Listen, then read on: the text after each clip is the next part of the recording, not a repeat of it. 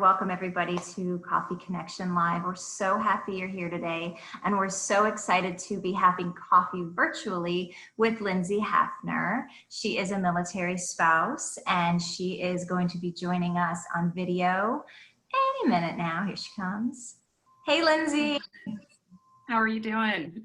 I'm great. How are you doing today? Good. Thank you so much for having me. Oh, thank you for being here with us. We're really looking forward to getting to know you a little bit better today. I guess, why don't you start from the beginning and tell us a little bit about yourself? Sure. Well, hello to everyone. Thank you so much for joining us. When initially connecting with Liz and the entire USO team that puts this program together, I thought this is amazing. So I hope that you all find value not only in today's call, but the future and even past coffee connections that have been hosted to date. A little bit about myself. I know a little was shared, prior to today's coffee chat, but I am a military spouse to a service member of the Marine Corps. My husband and I have been together for about 4 years now. He has been in the Marines for about 3. So, we did meet and started dating prior to him joining the Marine Corps, and up to date, here I also professionally happen to be a tech recruiter with Google while pursuing that career, of course, while my husband does his own thing with the Marines. Awesome. Well, I'd love to get to know a little bit more about your background and where you're from, and also to the spouses who are viewing, why don't you please type in the chat box your hometown and also where you're watching from today. We'll see if we can make some connections just based on where you're from. And Lindsay, where did you grow up? Where are you from? Yeah, so I'm from Northern Virginia, originally from a really small town, so Lovettsville. I see a Fairfax, Virginia there, but close by. So I was from Loudoun County, and Lovettsville is actually the town I grew up in. My family, we all lived on 17 acres, so kind of in the country and the middle of nowhere, if you will. But it was incredible. Growing up, we had a creek that kind of surrounded our property and such. So we were often outdoors for the majority of my childhood. And eventually that's what led me to really following my own passion of moving out west to Colorado, because early on really developed that passion just for the outdoors and spending time outside from the beautiful area there in Loudoun. Great. I am looking forward to hearing more about your love of the outdoors. Where did you go to college and what did you study?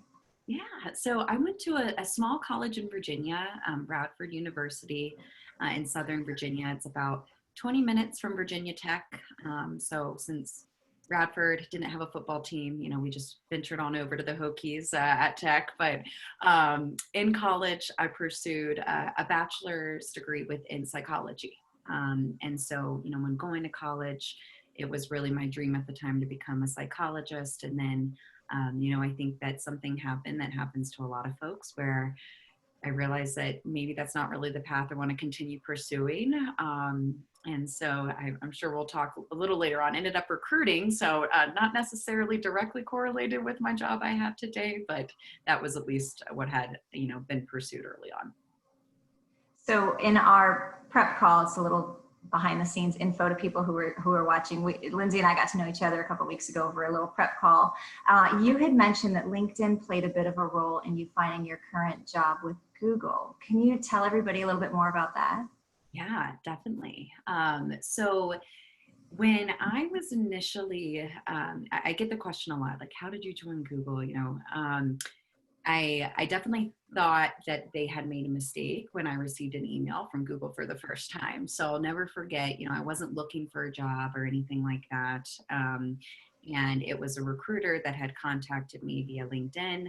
And within their message, of course, they mentioned Google, which that certainly caught my eye.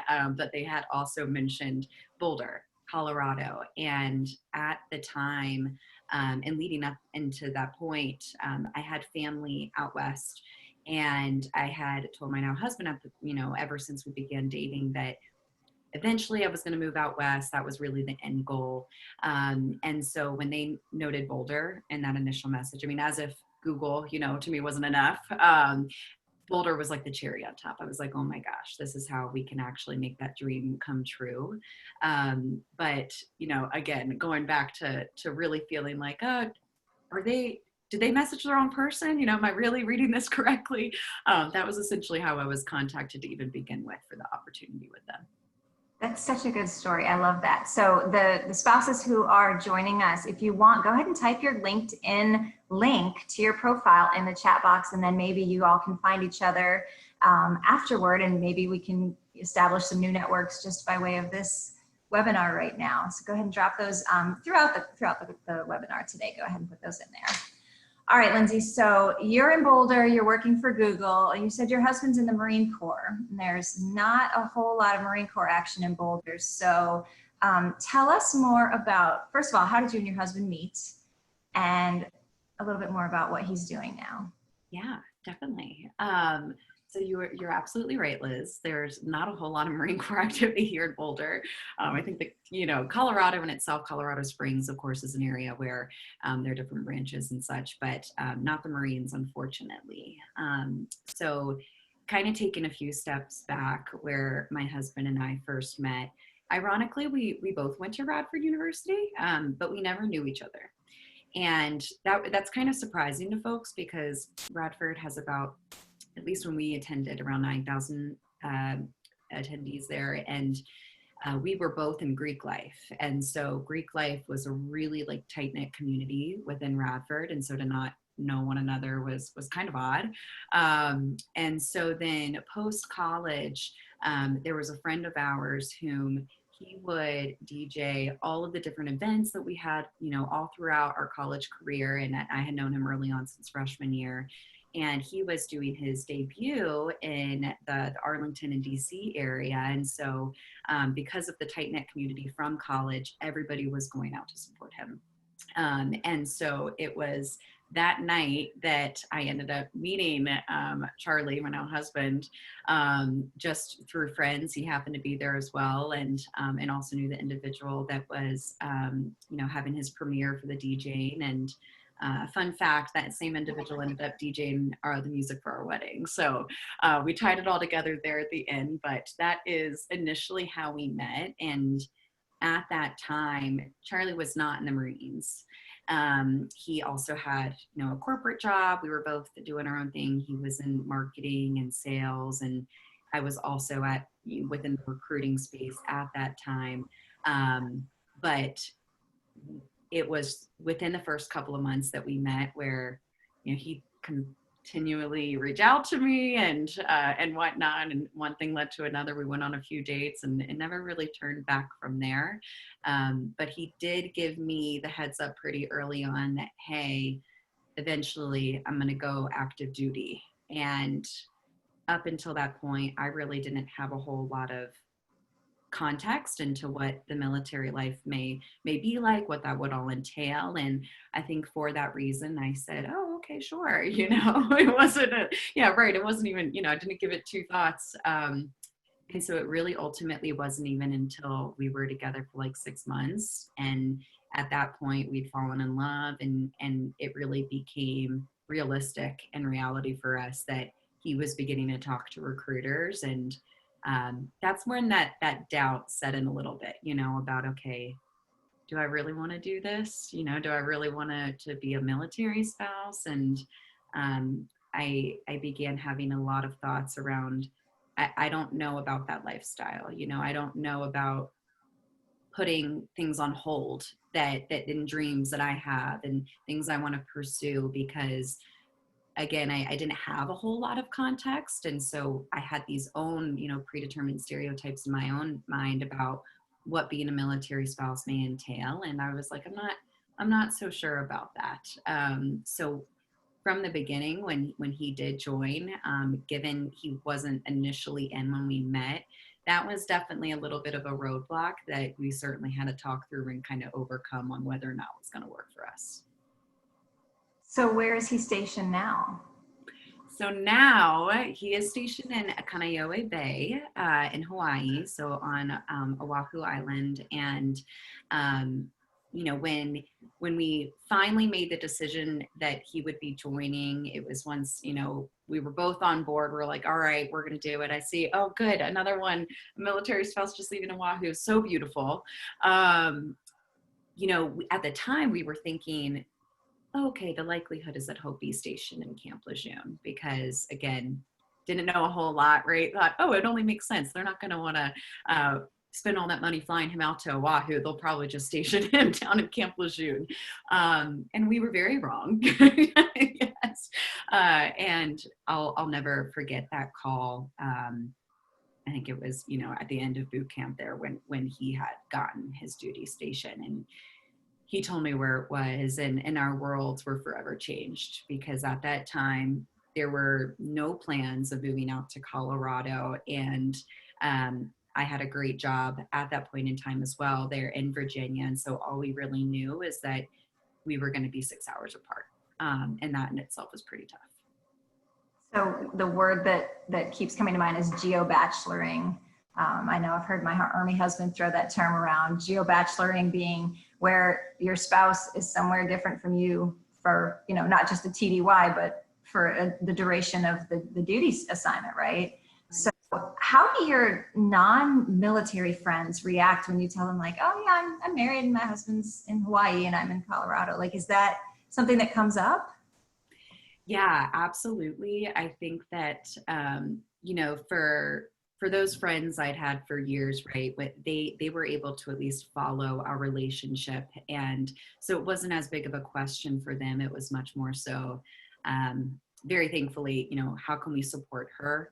I think that when Charlie initially left, that was when I was just a mess, you know, and so having that support system was huge. And those friends that didn't question it was a huge foundation for me to just be able to fight through it all, you know, those challenges. But as our lives progressed and it became the norm for Charlie and I to live apart and have kind of like our separate lives within our own lives together, that's definitely where the questions began arising. So, you know, as I progressed within my career, as we did the move, and I moved here to Colorado and away still from Charlie, meeting new people, whether it was through work or, you know, just through conversation and having the question, oh, where is he? I'm like, oh, Hawaii. And they're like, well, why aren't you in Hawaii? And I'm like, well, you know, we made this decision, you know, we have a really strong relationship. And I kind of found myself defending myself a little bit, right, when I was receiving these questions, because it was almost like you could sense the questioning in their own minds of why would anybody choose to actually be apart from their significant other if they had the option to, especially go to such a luxurious place like Hawaii, right? So there's definitely been a lot of question over the years around like, why and what, and just, you know, question about the entire process in itself. So that was definitely something I kind of had to like learn how to work through and also think about too, that everybody has great intentions, but that it's likely that they just don't know what it feels like unless you kind of go through it yourself, you know? Absolutely. Good for you for staying open-minded about that and being able to like take a step back in your responses, because I think I'd be more like, why are you judging me? Like, this is my life, not yours, and we're not going to be friends now. So good for you. You took the high road. So how often do you get to see your husband? Not as often as I'd like, that's for sure. Last year, it was a total of 5 different occasions that we saw each other. And within that, I think 14 days was the maximum time in one stint that we had together. So in that sense, I mean, by all means, the decision we made is not easy, just as it's not easy to be, I think, a spouse, you know, of someone in the service and just even the service member themselves, right, to take on that role.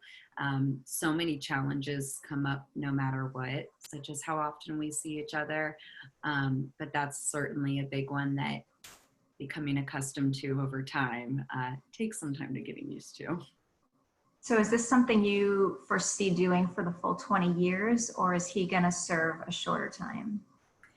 I'm very fortunate to say that he will not be doing the full 20. So he will actually be transitioning out next September, so September 2021. So the fact that, I think that a lot of spouses probably receive the question of, oh, when are they getting out? And right now at this point in time, I'm like, next September. And often the initial reaction I get is, oh gosh, that's a long, and I'm like, I'm celebrating, like if anything, I can see the finish line now. So very excited that, his transition will soon be on the horizon. Have you guys started talking about what it's going to look like? I mean, will you move to Hawaii or will he move to Colorado? Do you know what life will look like after he transitions out? Yeah, so we've definitely talked a lot about it. And this has been one of the most amazing things about the route that we decided to take, with me kind of pursuing my dream and career to move out, to this area, but also follow down within my own career while he pursues the Marine Corps, in which I've kind of been able to take it upon myself to almost establish this foundation for us here, where, I'm really beginning to meet all these new people, right? Develop new friend groups and meet their significant others. So already have some good folks for Charlie to meet when he transitions out. And recently we did buy a house last fall. And so he will ultimately be coming back to Colorado. And although lately he's been really picking up surfing. So I'm like, hey, you're going to have to switch that to snowboarding here shortly. But, for the time being, but to be able to at least kind of know exactly where we'd like to have that next chapter of our lives, and to help really at least develop that foundation for us has been something that, if anything, helps keep me distracted too, while he's gone, and just put a lot of energy into that, which is, I have a lot of fun with personally.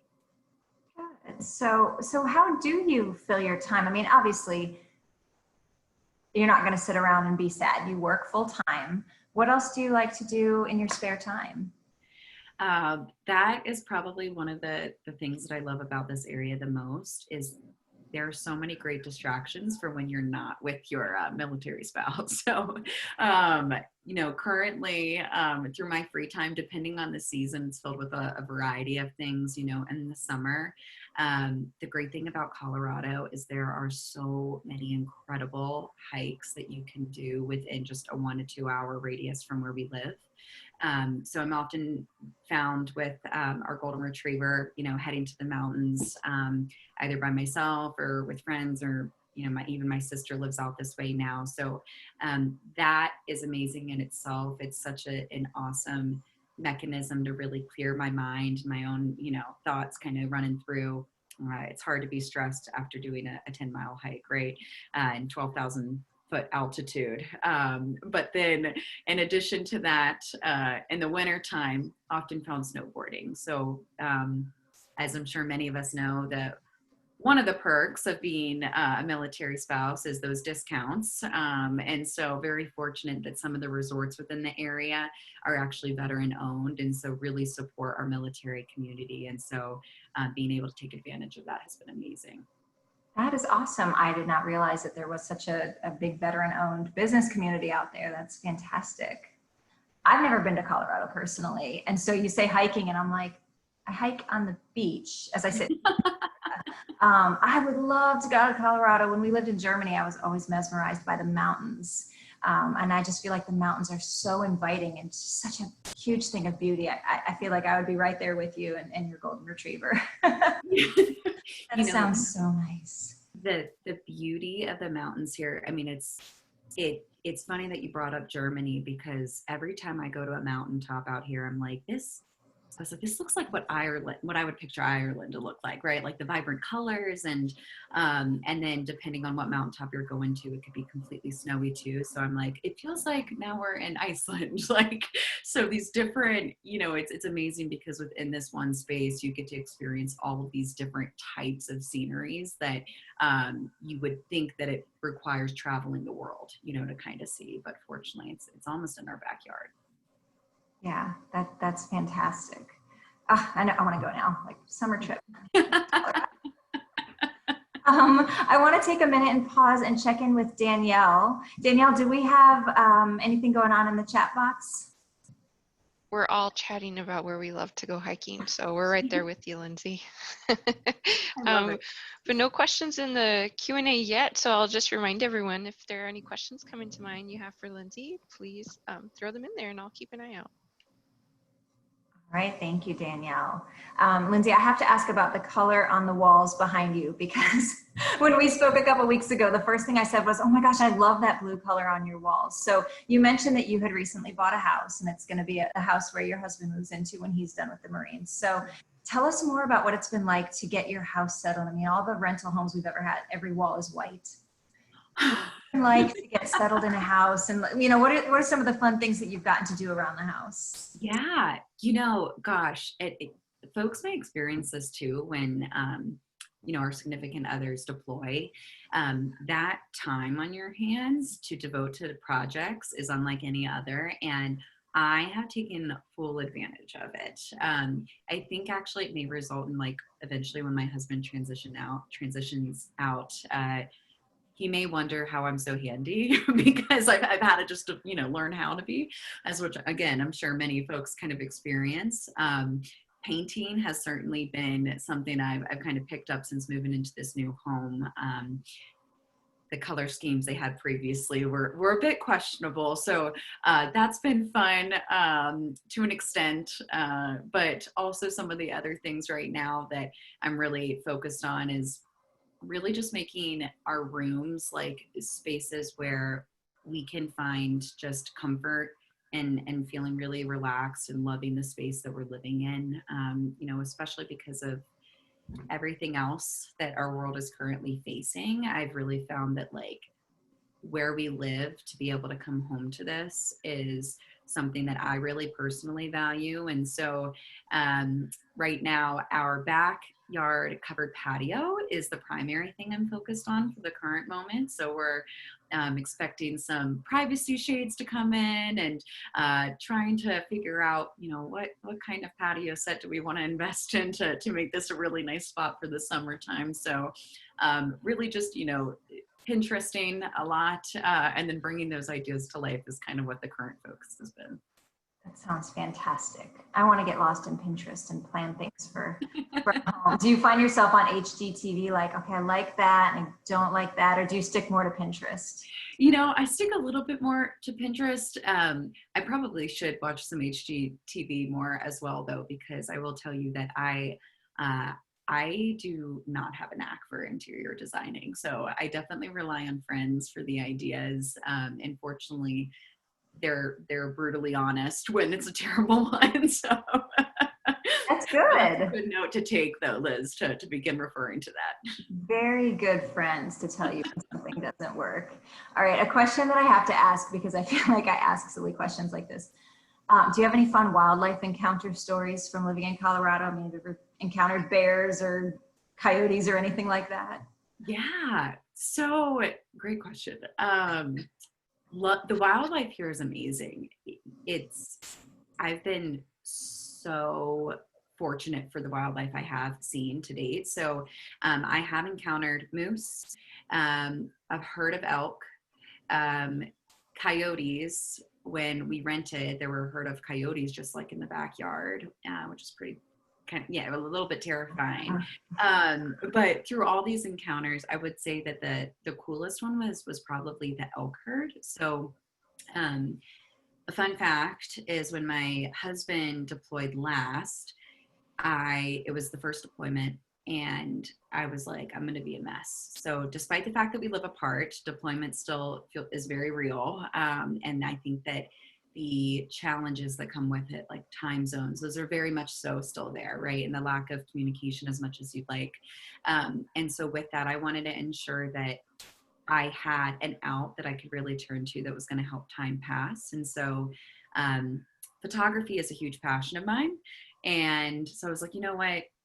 I'll pick up a photography business for a little bit. And so during his deployment, I actually did so. And so I was doing engagement shoots and stuff for a little while, which was really fun, especially with being able to explore also all these different areas around here that I hadn't yet gotten a chance to check out. And after one of the engagement shoots that I did, it was like in the afternoon near sunset, and we got down from the bottom of the mountain. It was a really short little hike, and they had driven off, and I just wanted to explore a little bit. So I began to drive up the road and noticed a huge herd, and I'm talking like 20 plus elk in this field. And I probably didn't approach this as safely as I should have.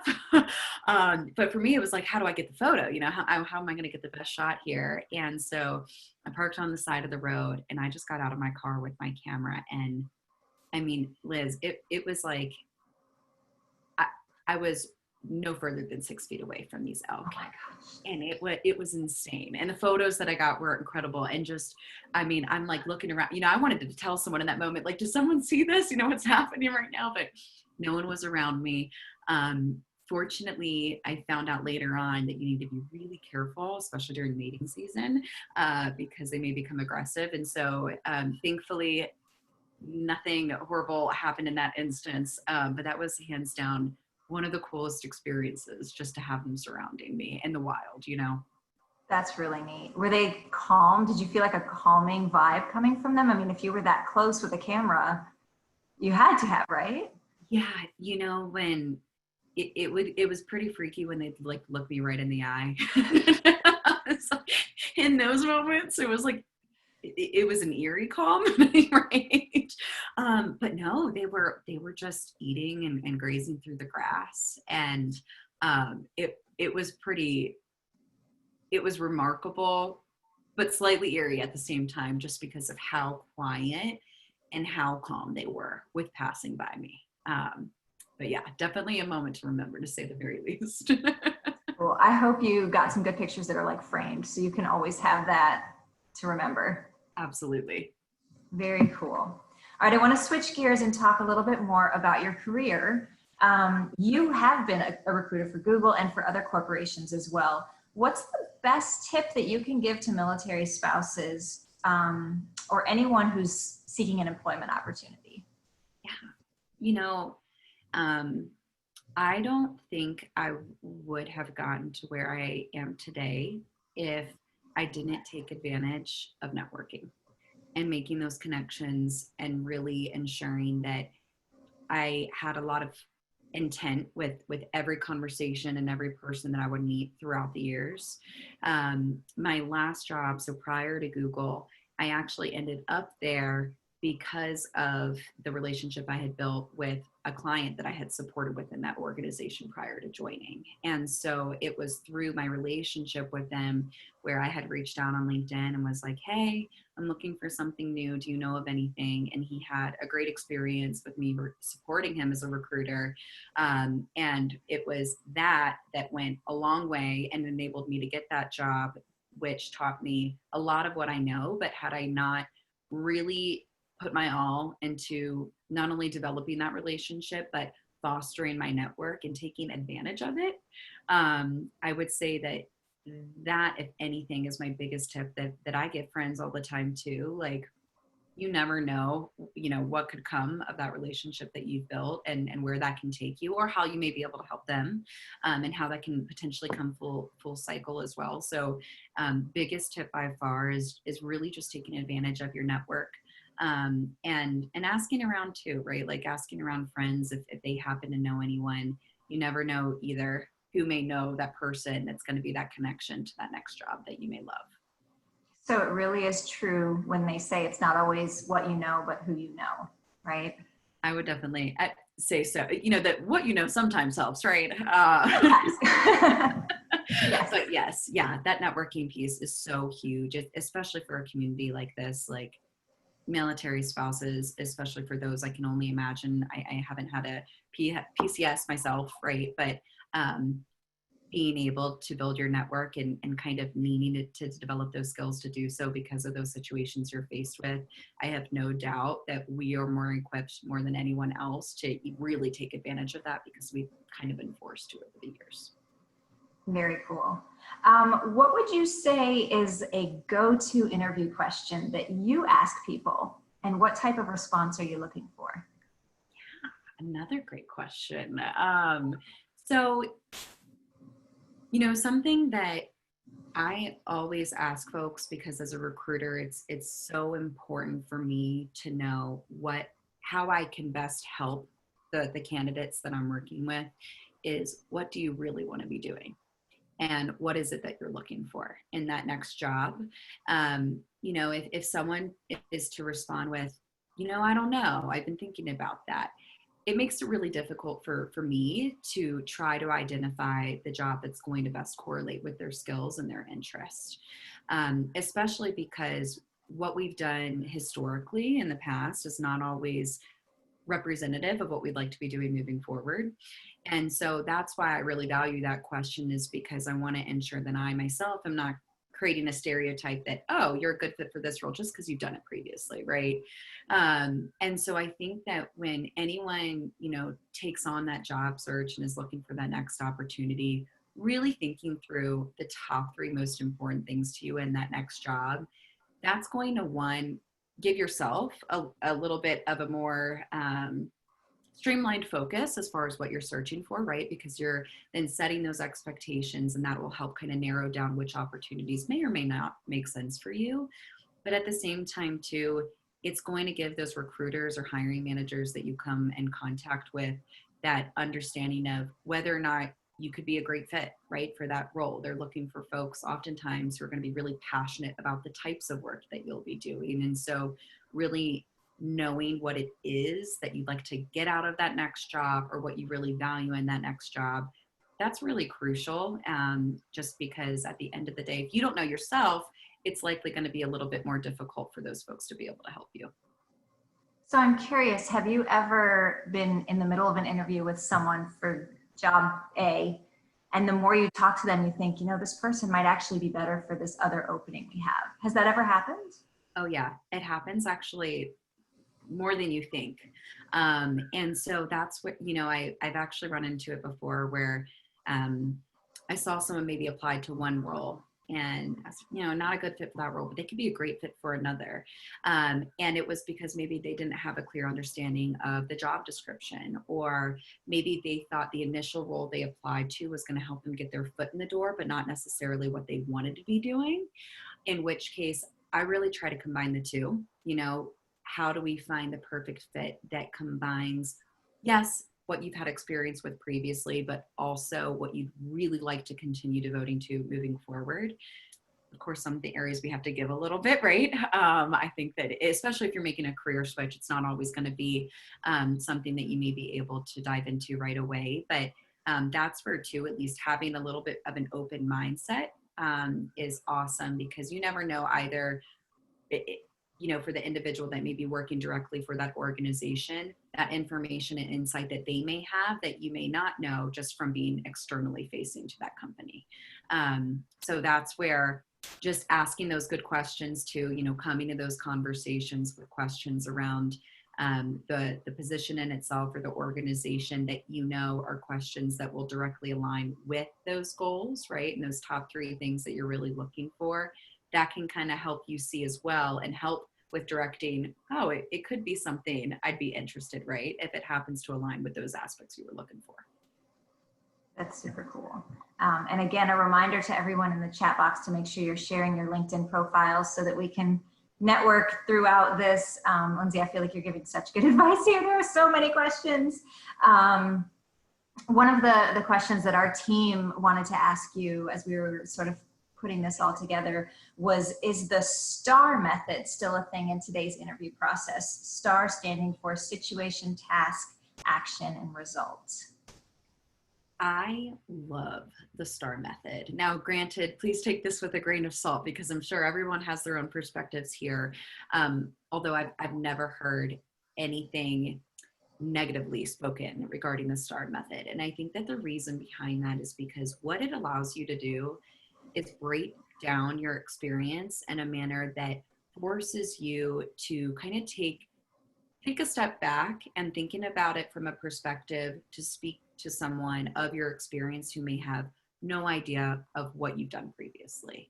I think it's really easy as humans, when we're talking about something that others may not be familiar with, to kind of go on and on a little bit, right, about the detail to ensure that they know exactly what you're referring to and know all the moving pieces. But that can also create confusion, right, for the person on the other side. And so what that STAR method does is allows you to really focus on the situation at hand and the task and how you went about approaching it, and allows you to organize your thoughts in a manner that's going to then enable you to convey that situation in a way that the interviewer will hopefully be able to follow along with in a much better, organization fashion. But at the same time to be able to develop a better understanding of your experience without necessarily having to have seen it or, work with you directly one-on-one with it. So I'm curious right now, obviously you're working from home, everyone's working from home.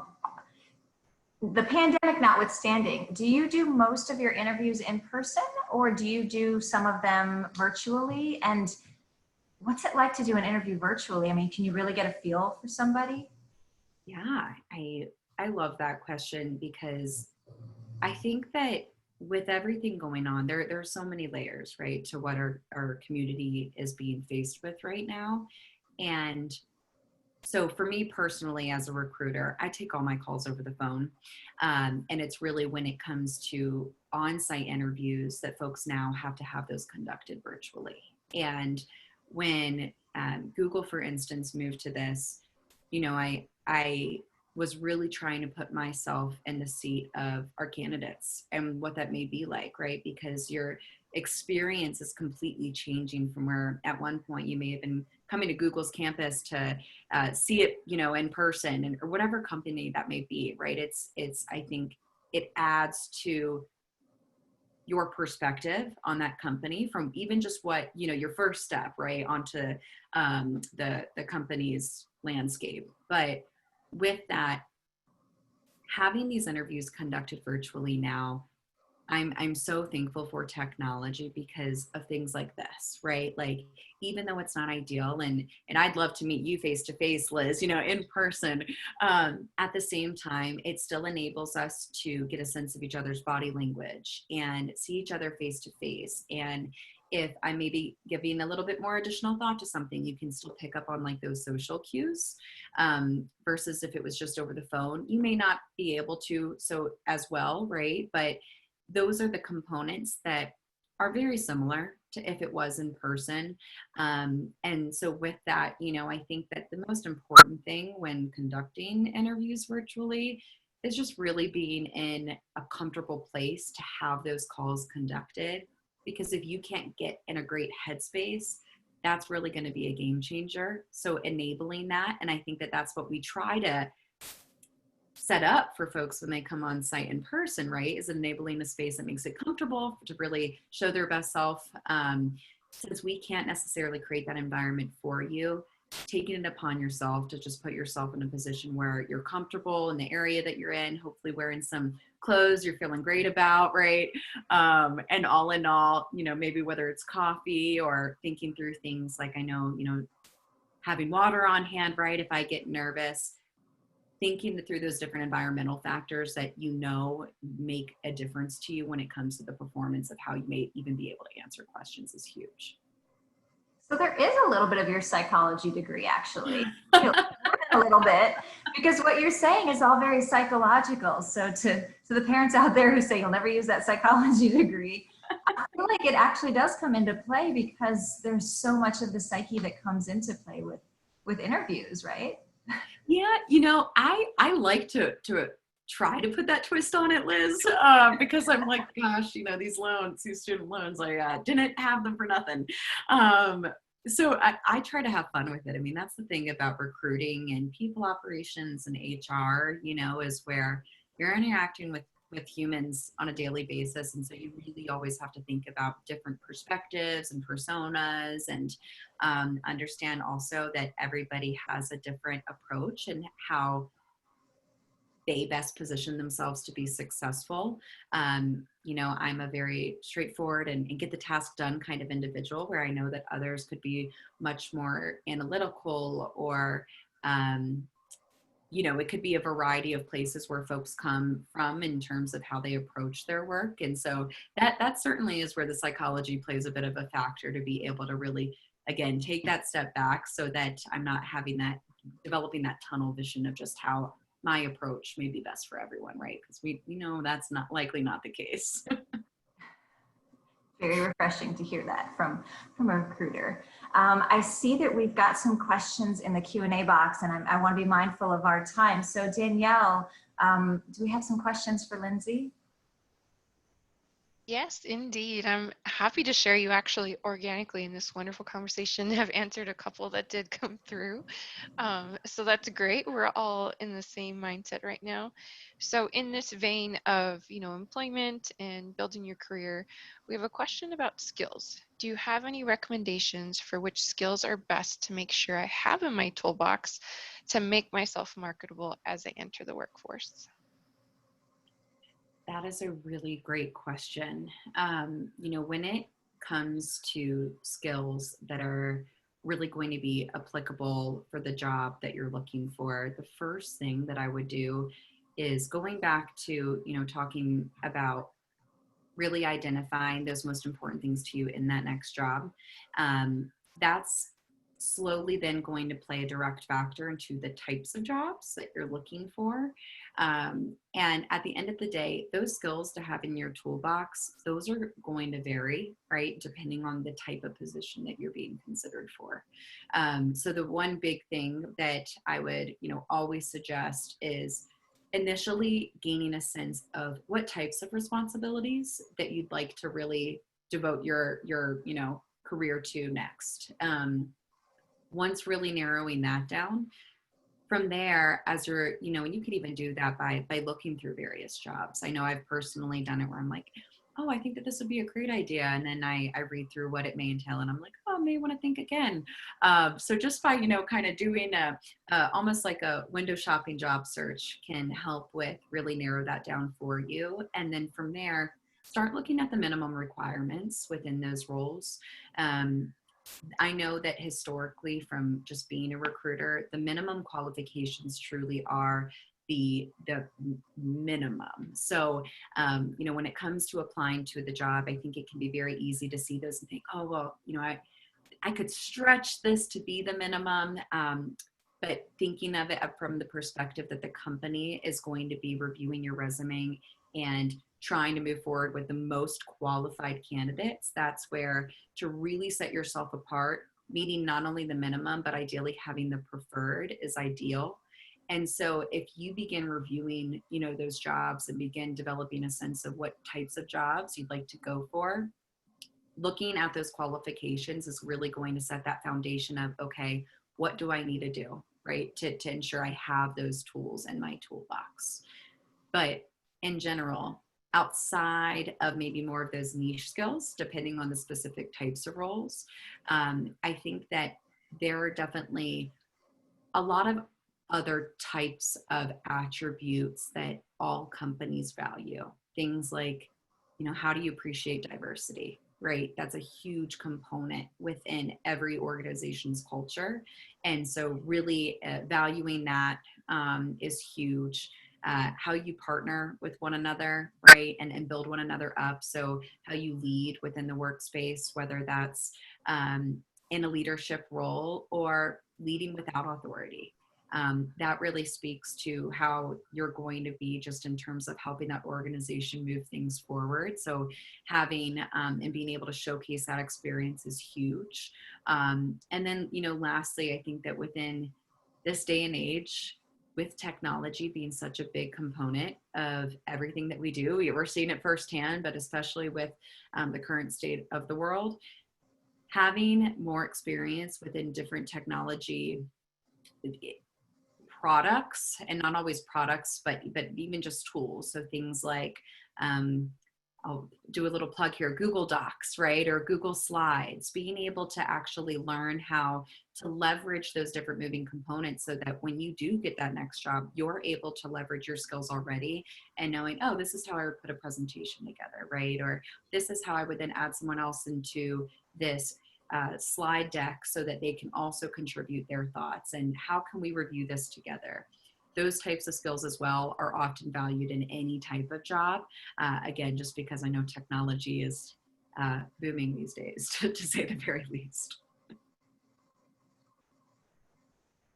Thank you, Lindsay. I can see all the heads nodding in the background. But just thinking about, being a qualified candidate, someone is asking, again, from your perspective as a recruiter, can you please speak to how impactful candidates with large gaps in employment history, about that and how they can mitigate that? I love this question because especially, I will say, as a female, I think that the one thing that initially comes to mind is, imagine, once my husband and I have kids, for instance, right? If I want to be a stay-at-home mom for a bit, maybe even 10 years, and then go back to work, like, what does that look like for the employer? There are a couple really important things here. And the first one is being transparent with the recruiter, the hiring manager, whoever you're coming in touch with, about the why in that gap. You don't need to share a whole lot of detail whatsoever, but I think that just adding that personable tailoring to who you are and the why, that's a game changer, because at the end of the day, we're all human. And just because you took a break from the workforce, or maybe haven't been in it, for some time, that has no direct reflection of how you may actually perform as an associate. So with that, the transparency is a huge component. But the other thing is being able to speak to the traits and skill sets that you do have, because a resume may be able to speak for itself, right? As it may if you've been employed for some time and have all of those accomplishments to kind of put together in one. This is where the networking is going to come into play dramatically, just because you never know who you may meet, and it could be through conversation that I meet you at an event and you tell me, oh, I love, I'm doing technical writing, right? I'm so good. I love technology. I'm always doing these trainings on the side, X, Y, and Z. That's where not only the networking, but the extracurriculars are going to go a long way, because even though you may not have that professional experience and may have a lot of those great skills to contribute to a workplace, at the same time, you want to try to set yourself apart. And so anything additional that you can do on the side, those extracurriculars, like I said, from leveraging things like free virtual workshops that teach you different tools or skill sets. I know Google personally has a ton. Leveraging things like that and being able to add those to your resume, that'll also show them too that you've been able to take advantage of that time that you may have been out of the workplace to really continue to build that skill set.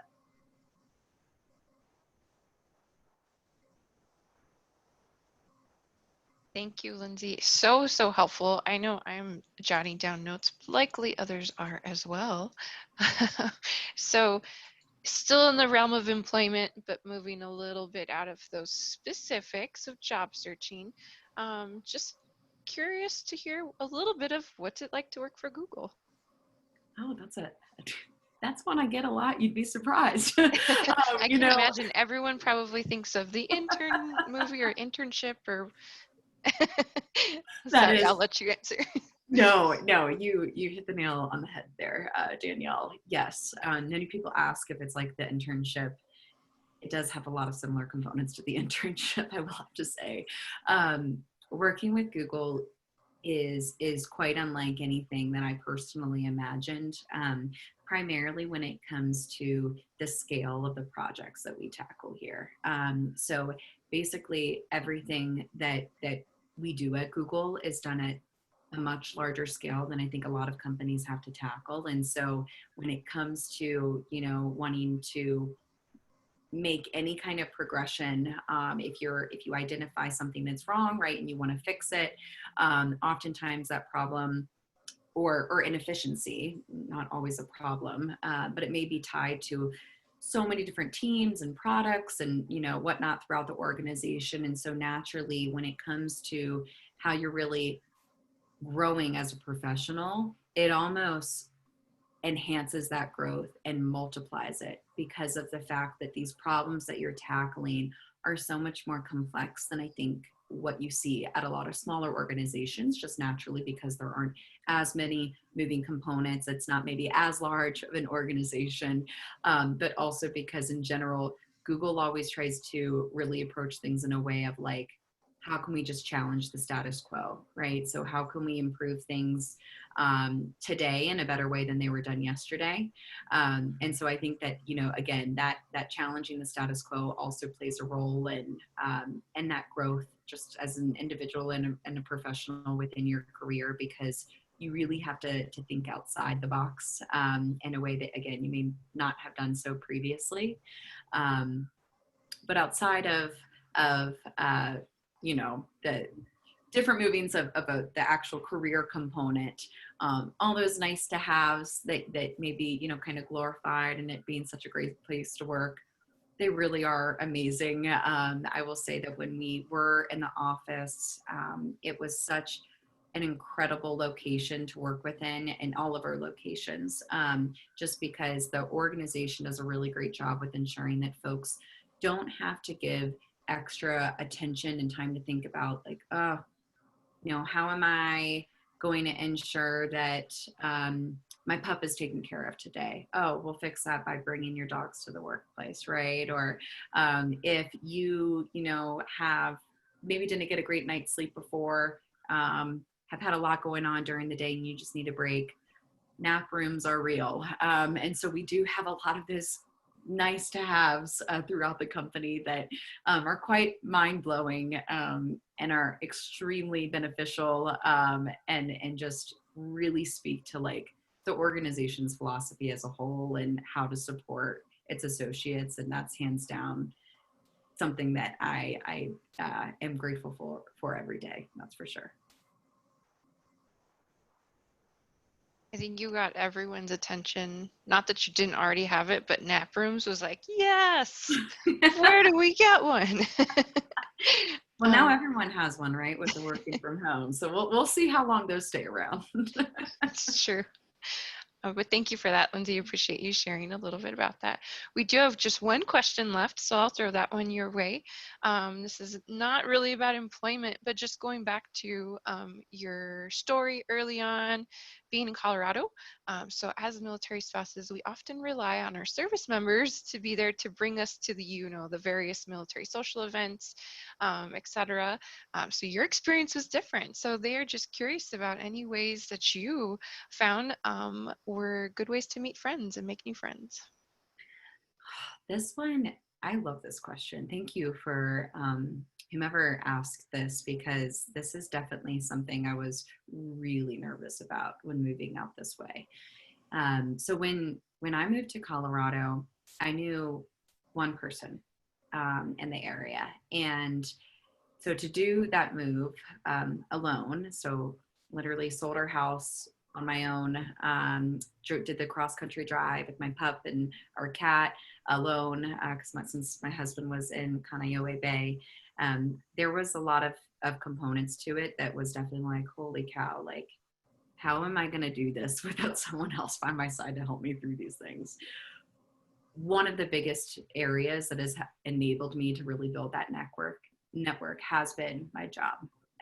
So I've been so fortunate with the relationships I've been able to build, because within Google in itself, and I know fortunately a lot of companies are doing this these days, where they have an entire veterans network within the company. And I will never forget very early on to my move out here. It was in honestly the first few weeks where I was really second guessing everything.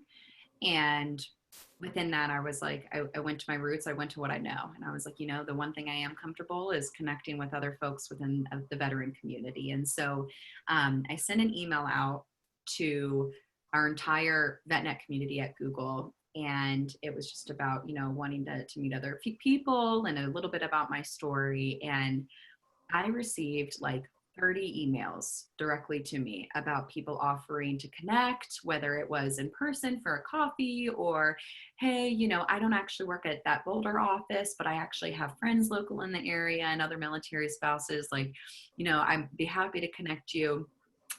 So that's where, again, networking, right? And leveraging the platforms you have. Like, I didn't know anybody, but that in itself helped me feel, one, welcomed, because in a space where I was still so uncomfortable and so new and didn't really know anyone, the imposter syndrome was really starting to set in. And so having that camaraderie within the veterans community was huge. But then also too, that's what gave me really the confidence too, that like, this is going to work. And from there, that's really what enabled me to, I think, bring a little bit more of myself to work on a daily basis, which then naturally colleagues that I met over time are now some of my best friends. So it's funny that, to be so close with the folks that you work with. But I've been very fortunate because those relationships are the same ones that I've now been able to really just continue to build on and have the opportunity to, of course, put the business aside and have fun and get together with them outside of work. For you, Lindsay. That's amazing. I mean, I feel like we're all waving the Google flag now. Like, Google's a great place to work.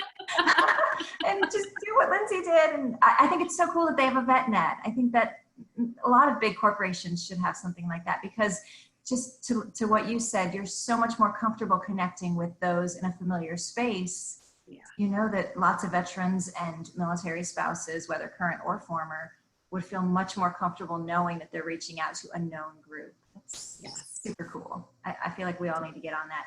I'm going to let you wave the Google flag a little bit more and give you a chance in these last couple minutes to tell us about some tools that Google has to help stay in touch, maybe with your husband, your spouse, if they're in a different location, but also with friends and family around the world. Yeah, I love this. I would be happy to wave the Google flag all day, by the way, Liz. No problem. So, there's definitely, I think I learn about a new product of Google's every day. And I wish that was an exaggeration. Well, I don't wish that was an exaggeration actually now that I think about it. But with that, there are definitely so many tools out there that Google offers. And so since I know that I likely don't know a lot of them, I'm just going to call out Grow with Google on Air.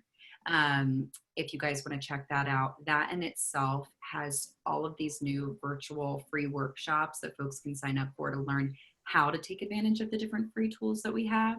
But some of the immediate ones that come to mind that just naturally are ones that I personally leverage on a daily basis are going to be things like Google Video Chat, especially at a time right now where everything is just, up in the air and a lot of us are being safer at home. Leveraging Google Video Chat to be able to connect with others is huge. But then other tools like Google Sheets, I'd mentioned earlier, of course, Gmail. I know a few of us may be familiar with that one. And things like Google Sheets, for instance, that's how my husband and I do all our finances. And we keep it on Google Drive. And so if we ever have questions about it, we're both able to click in there and access it. You can see when each other has actually gone into the file and accessed it. So that's a great mechanism to stay in touch, especially when we're working on different time zones, right? And can't always access something at the same time. I know another one that I use personally is Google security system. So the Nest security system, especially being away from my significant other, that's something that I personally value tremendously. But yes, I would say that going to Grow with Google on air is going to be everybody's best friend, because not only is it going to really be able to advertise those different tools that you guys very well likely may like to leverage, at the same time, those virtual free workshops are there for you to be able to learn how to use them as well. Awesome. Thank you for that. And I see that it's 3 o'clock. I feel like I could sit and talk with you forever and have more coffee and other adult beverages. But Lindsay, thank you so much for being with us today and for sharing your story and for giving us tips on being recruited or being interviewed. I think you helped a lot of people, and I know that I personally enjoyed getting to hear from you today. So thank you for being here and for being with us. And for everyone else who's watching, you can look forward to, we've got 3 upcoming events with the USO. On June 17th, the USO is going to be speaking with Susie Orman about finances, particularly during a pandemic. On June 22nd, we've got actor Wilmer Valderrama, who's going to be doing a Q&A session. And on June 26th, Coffee Connection Live is going to be back with the fabulous Monty Durham from Say Yes to the Dress Atlanta. He's going to be talking more fashion and beauty with us. So to find out more information about that, check out the USO's new Military Spouse Facebook page on Facebook. And we'll have a recording of this up very soon as well. So again, Lindsay, thank you. And thanks to everyone who joined us today. We hope you have a great afternoon. Thanks so much. Thanks everyone for joining. Thank you.